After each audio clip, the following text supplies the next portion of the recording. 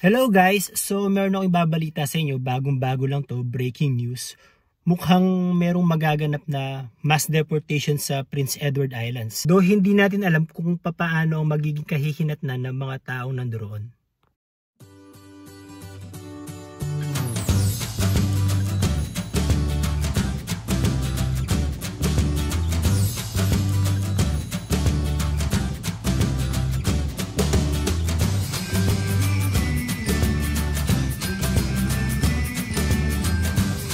So right now guys, merong mga rally na nagaganap sa Prince Edward Islands.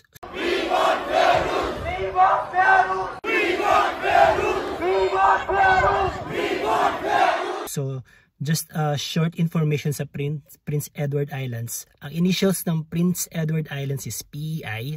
Ang tawag sa mga taong naninirahan doon ay mga islanders. And ang Prince Edward Islands ang pinakamaliit na province dito sa buong Canada. So papaano nagsimula yung mga protesta o yung mga rally na to? Ito, panoorin natin yung video na to. I came as a student, international student, and I did my study in Toronto, Ontario. And then I made a decision to come in PI for my better future. And yeah. So over here, then we got into industry of sales and service factor.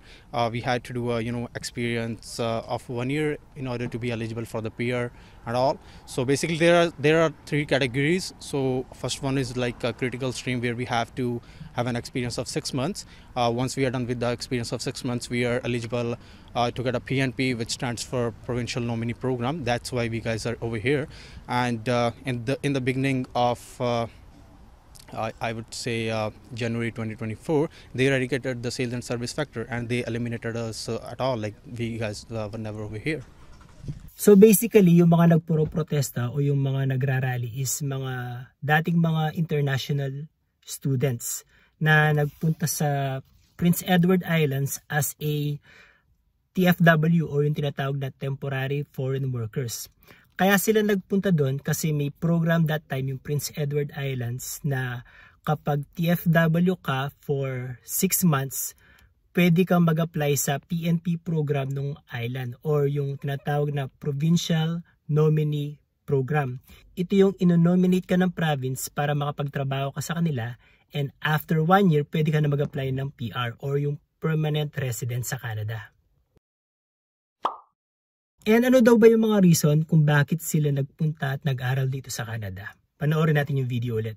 Is everyone involved in this protest? Did they all come as international students originally? What was their basis for coming to Canada in the first place?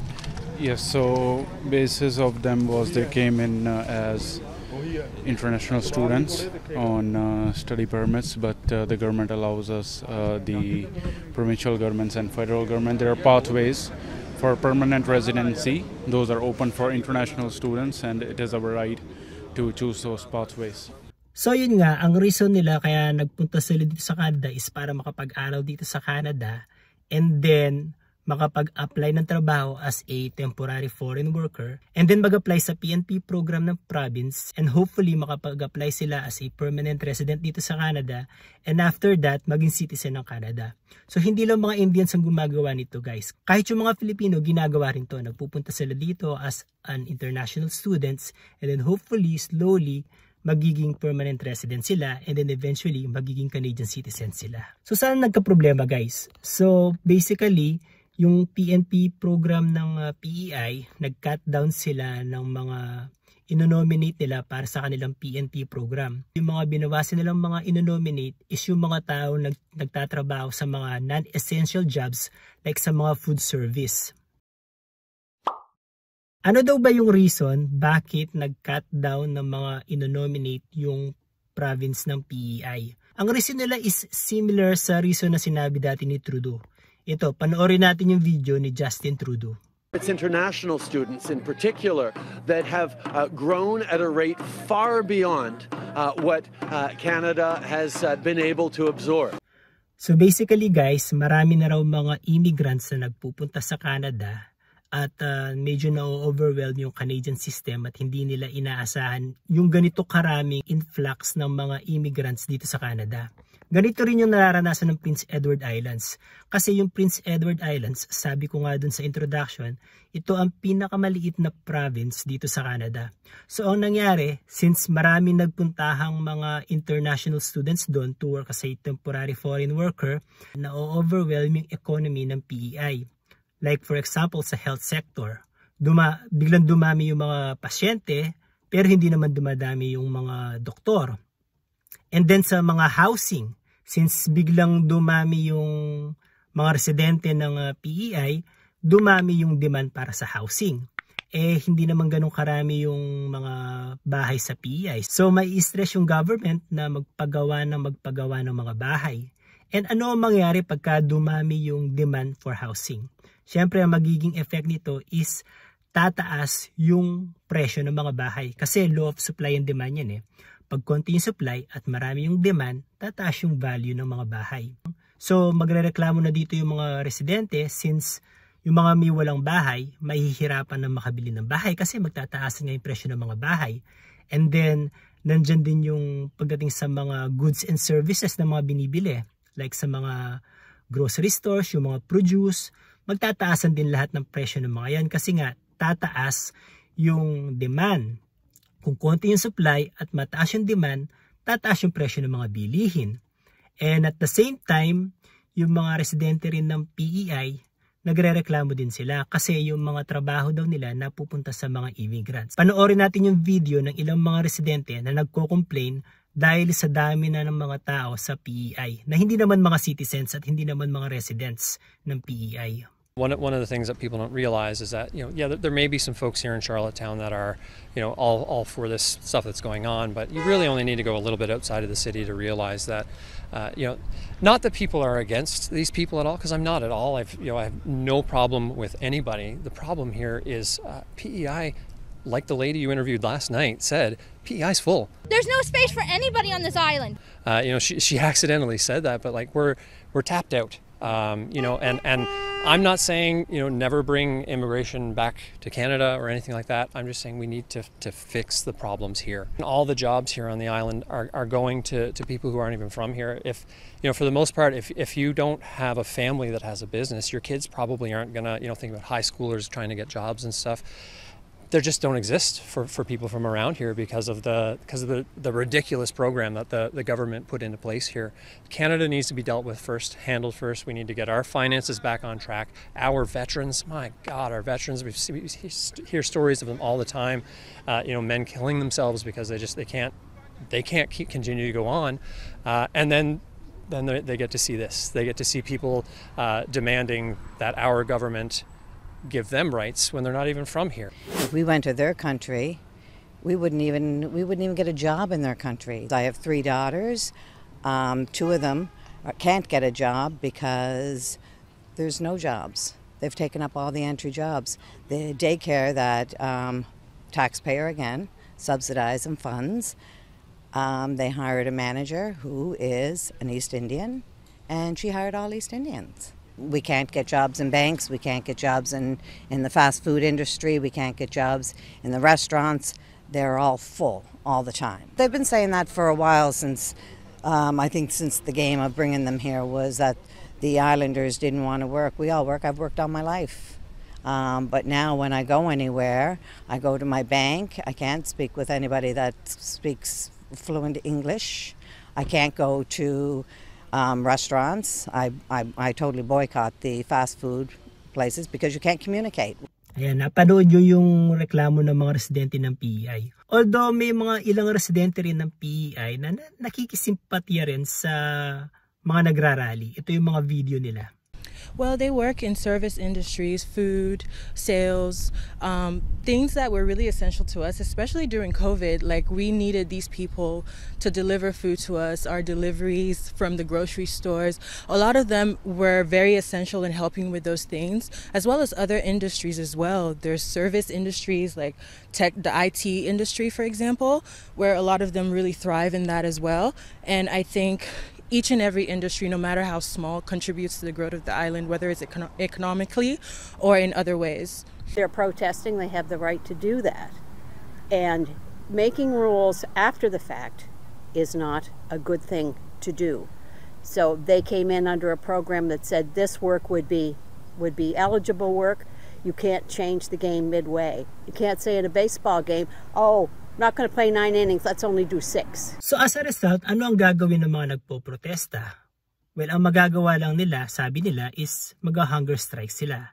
And as of now, May 28, 2024, nagsimula na yung hunger strike nila. Hanggang kailan nila gagawin to, hindi natin alam. So yun nga guys, hindi natin alam kung ano yung mangyayari sa mga nag-i-strike. Hanggang kailan nila gagawin yung pag-hunger strike nila. Anong mangyayari sa kanila pag natapos na yung expiration ng mga visa nila as temporary foreign workers. Ide-deport ba sila ng government ng PI pauwi sa kanilang mga bansa? Or i-extend ba ng government ng PI yung kanilang mga visa? Or gagawin ba sila mga residents ng PEI? So hindi natin alam. Ongoing development to, and hopefully in the coming days, alaman natin kung ano yung gagawin ng government ng PEI sa mga nagpo-protesta sa province nila. Pero ako, magsishare lang ako ng opinion ko ha. And opinion ko lang naman to. Lahat tayo may kanya-kanyang opinion. And hopefully sana wag kayo magalit sa opinion ko. And also as an immigrant in Canada, i-share ko lang kung ano yung sa tingin kong nangyayari sa mga rally ngayon sa Prince Edward Islands. Well, first and foremost, doon tayo sa side ng government. Tama naman yung, for me, tama naman yung reason ng government. Hindi ganun kalaki yung province ng PI. And kung yung bigla ang pagdating ng napakaraming immigrants is nagkukos ng stress sa economy nila, may reason sila para protektahan yung mga residente nila, yung mga citizens nila. So yun yung reason, yun ang nakikita kong main reason kung bakit bigla sila nag-cut down ng mga inonominate nila sa kanilang PNP program o sa kanilang Provincial Nominee Program. So hindi natin sila masisisi. Rights nila yon. Kasi first and foremost, sila yung government eh. It's their job to protect their citizens and their residents. Ngayon, doon naman tayo sa side ng mga Indiano or doon tayo sa side ng mga nagrarally. Naiintindihan natin yung cause nila. Kasi lahat naman talaga ng international students na nagpupunta sa Canada para makapag-aral, ang end goal nila is maging citizens dito sa Canada. Hindi tayo, magpapakatutulan tayo, lahat ng estudyante, yun ang goal nila. Ngayon, kung may karapatan ba silang mag-rally or mag-demand, ito opinion ko lang naman. Sana wag magalit yung mga nanonood sa akin. First and foremost kasi, hindi naman sila citizen ng Canada. Tapos hindi rin sila permanent residents sa Prince Edward Islands. Sila yung mga temporary foreign workers.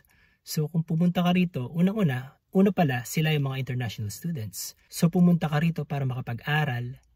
And theoretically, pagkatapos mong mag-aral, dapat ka na umuwi ng bansa mo, diba? Although hindi nga nangyayari yun. So nagpunta nga sila sa PEI para makapagtrabaho as temporary foreign workers.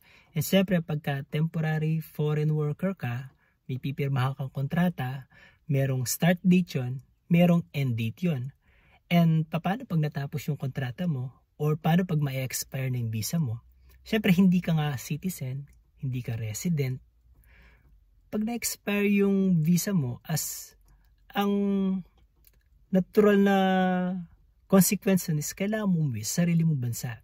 Kahit naman sa Pilipinas, di ba? Pag may mga foreigners na nandun at na-expire na yung visa, hindi naman sila kukup-kupin ng gobyerno ng Pilipinas. E-deport sila pabalik sa bansa nila. So from that logic,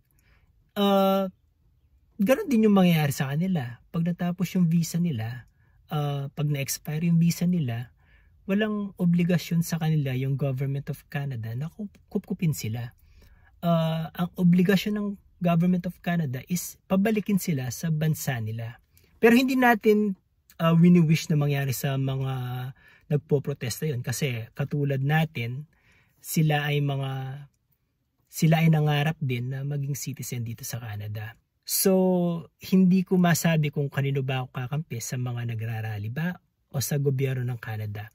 Pero kung titimbangin natin, parang mas tama yung government of Canada na sila yung government sila yung mag-i-impose ng mga rules Tayo wala naman tayong magagawa kung ano yung mga rules na in-impose nila. Ang magagawa lang natin dun is sumunod. Kasi pag hindi ka sumunod, lumalabag ka na sa batas, diba? So kayo guys, ano sa tingin nyo ang dapat gawin ng government ng PEI sa mga nagpo-protesta? At kung kayo mga nagpo-protesta, tama ba na mag-rally kayo at pilitin ng government ng PEI na bigyan kayo ng karapatan tulad ng karapatan ng mga citizens mismo ng PEI? Comment lang kayo sa baba. And there you go guys. I hope nag-enjoy kayo sa napanood nyo at sana don't forget to subscribe to my channel para naman umabot sa 2,000 yung mga subscribers natin. And like this video and drop a comment na rin. Maraming salamat po. Bye!